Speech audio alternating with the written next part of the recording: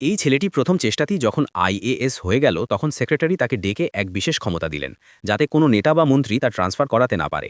পদে যোগ দেওয়ার সঙ্গে সঙ্গেই ছেলেটি তার জেলার সব কর্মকর্তাকে নিয়ে এক জরুরি মিটিং ডাকে। সেখানে সে জানায় তার কাজ করার ধরন একদম আলাদা। যে সৎভাবে কাজ করতে পারবে না সে এখনই নিজের বদলি অন্য জেলায় করিয়ে নিক। ছেলেটি এমনটা বলছিল কারণ তার জীবনের এক পুরনো ঘটনা তাকে বদলে দিয়েছিল।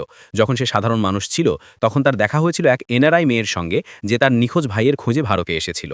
অনেক চেষ্টা করেও সে ভাইকে খুঁজে পায়নি। একদিন এক পুলিশ অফিসার ফোন করে মেয়েটিকে থানায় ডাকে এবং তার ভাইয়ের কিছু জিনিসপত্র দিয়ে জানায়, তোমার ভাই এখন আর এই পৃথিবীতে নেই। ছেলেটি তখন তার সঙ্গেই ছিল এবং সে বুঝে গিয়েছিল এই ঘটনার পেছনের সত্যিটা ওই পুলিশ অফিসার জানে। আইএএস হওয়ার পর ছেলেটি যখন তদন্ত শুরু করে তখন জানতে পারে মেয়েটির ভাই একজন ডাক্তার ছিল, যে জেলাতে চলা এক মাছ চাষের কেলেঙ্কারি ফাঁস করে দিয়েছিল।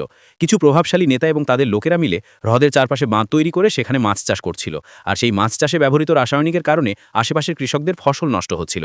যখন এই খবর নেতাদের কানে পৌঁছায় তখন তারা সেই ডাক্তারকে হত্যা করিয়ে দেয়।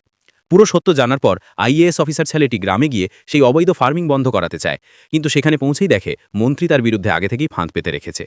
এরপর কি হয় জানতে হলে দেখুন পরের পর্ব।